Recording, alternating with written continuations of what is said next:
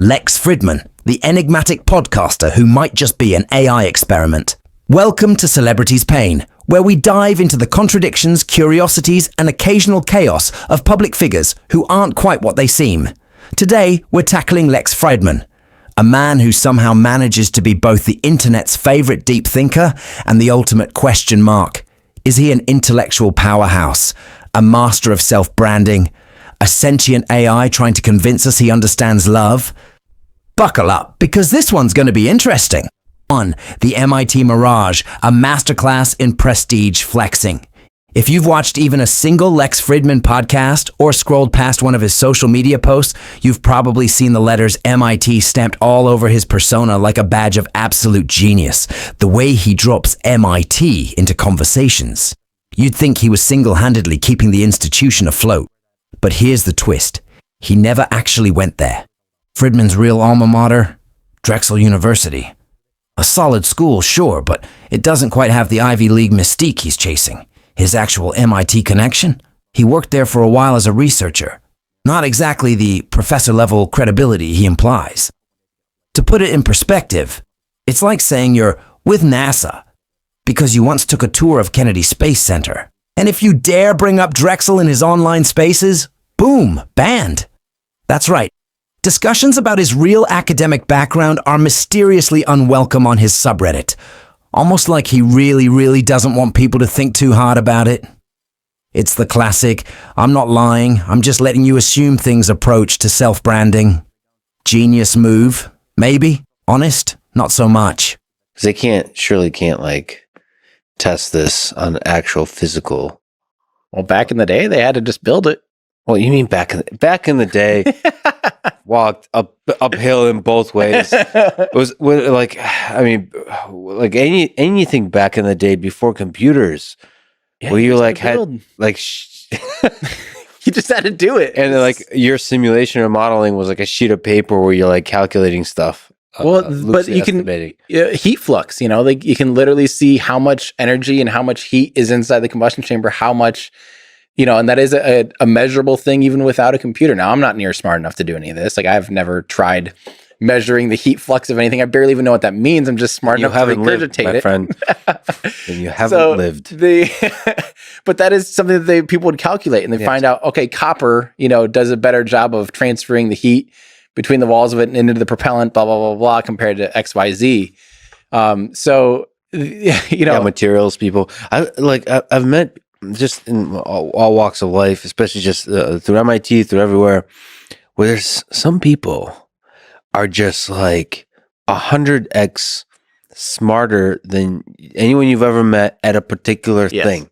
Like you mentioned copper. They'll know the heat dissipation through different materials. They'll understand that more than it's holy shit, it's possible for a human being to deeply understand a thing. Dude, aerospace is full of that. You'll have people that are so niche in some thing that the average person has never even remotely thought of. Yet this person has done it 40,000 different ways in an environment, being well, we found out that if we turn it 4 degrees that way and add 4% niobium, things you're what is your life? And how do you know this? And the funny thing about them, they usually don't think it's a big deal.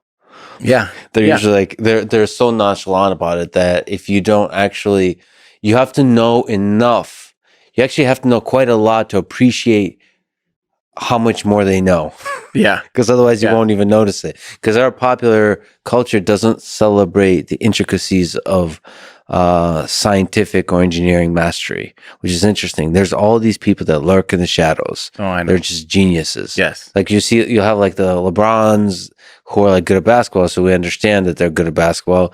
They do this thing with the ball and the hoop, and they do it really well, better than a lot of other people under pressure. We celebrate. It's this big public spectacle. Yeah. Look at how great they are. Yeah. But the people at these aerospace companies at NASA, at SpaceX, the kind of stuff they're doing, there's geniuses there. And it's actually really inspiring. 2. The Tesla Autopilot study, science or PR stunt? Lex isn't just an MIT adjacent deep thinker. He's also a man of science, or at least that's what he wants you to believe. One of his most talked about contributions to the world of research was his 2019 study on Tesla's Autopilot system, in which he concluded that the system helps keep drivers engaged. Coincidentally, this conclusion happened to be exactly what Tesla and Elon Musk needed at the time. What's the issue? Well, real scientists, who don't moonlight as Tesla fanboys, picked the study apart like a bad high school science project. The sample size was a whopping 21 cars, the study lacked peer review, and it suffered from the Hawthorne effect, where people behave differently when they know they're being observed. In other words, the science was about as solid as a house of cards in a hurricane. But here's where it gets even better. When actual AI experts criticized the study, Lex didn't engage in scholarly debate. He just blocked them. Because nothing says, "I am an intellectual warrior for truth," like hitting the mute button on anyone who disagrees with you. I just think the data engine side of that, so getting the data to learn all of the concepts that you're saying now is an incredible process. It's this iterative process of just, it's this hydronet of many... Hydronet. Yeah. We're changing the name to something else. Okay. I'm sure it'll be equally as Rick and Morty like. There's a lot of, we've re-architected the neural net, the neural nets in the cars so many times. It's crazy. Oh, so every time there's a new major version, you'll rename it to something more ridiculous or memorable and beautiful. Sorry, not ridiculous, of course. If you see the full like array of neural nets that are operating in the car, it kind of boggles the mind. There's so many layers. It's crazy. But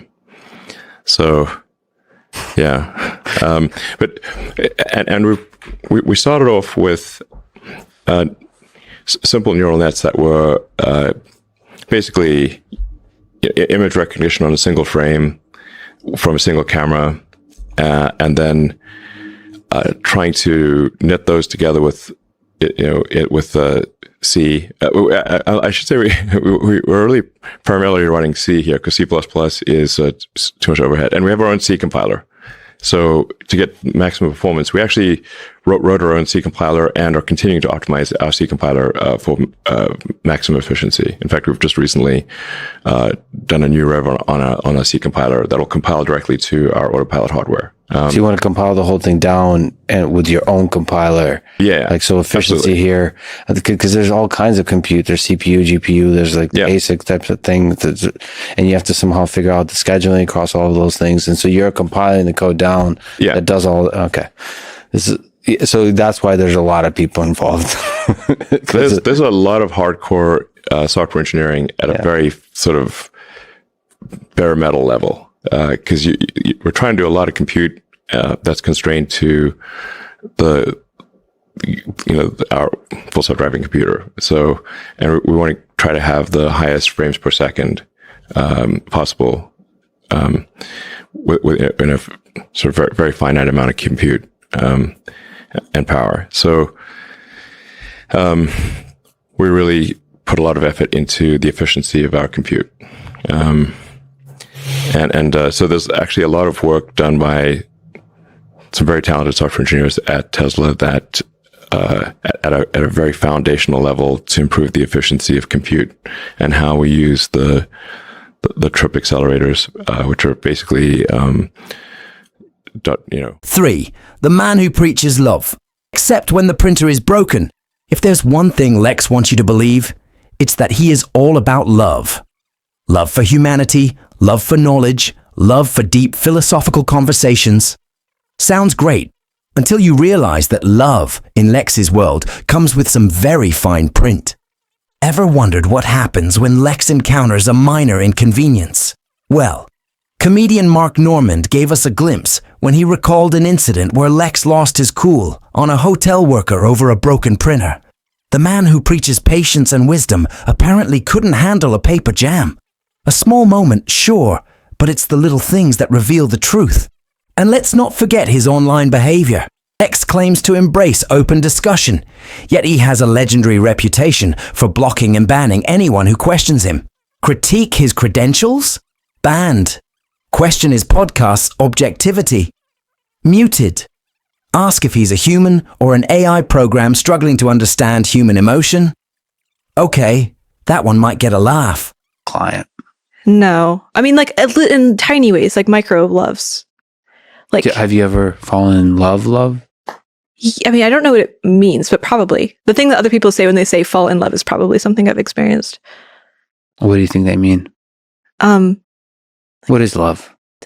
Ayla? Yeah, I know. No. It's a fantastic question. I think so. Love is one of those words that refers to like a billion different concepts. And I think we maybe should just taboo the term to have a better understanding of what we're referring to. Because there's things like feeling like intense attachment.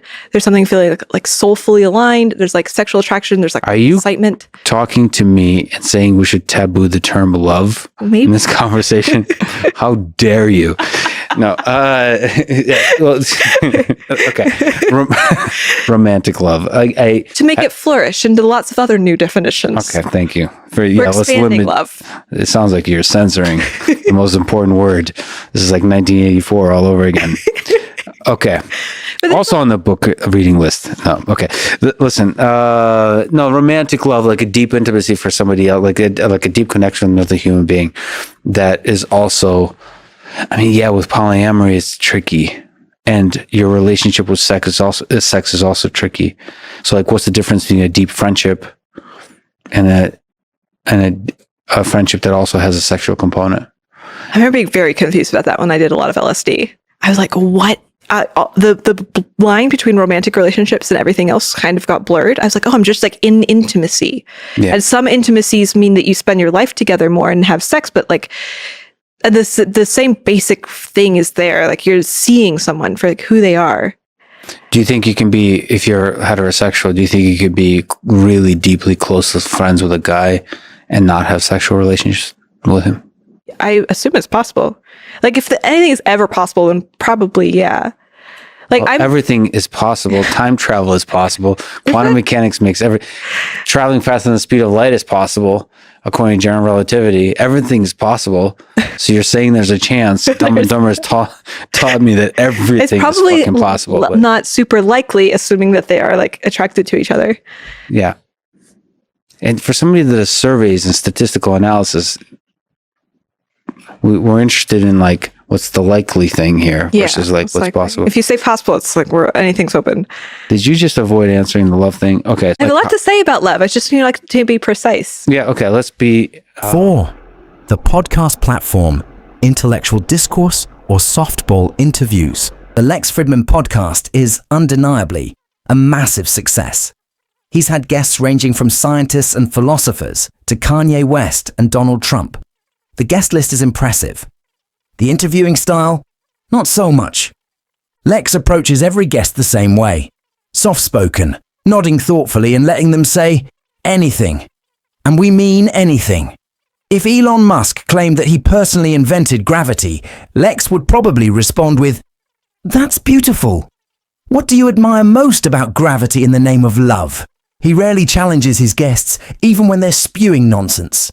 While his approach may make for smooth, conflict-free conversations, it also means he's more of a human microphone stand than an actual interviewer. It's not journalism, it's brand building. You posted recently about marijuana and that you're okay with it being legalized, but it has to be done safely. Can you explain your policy there?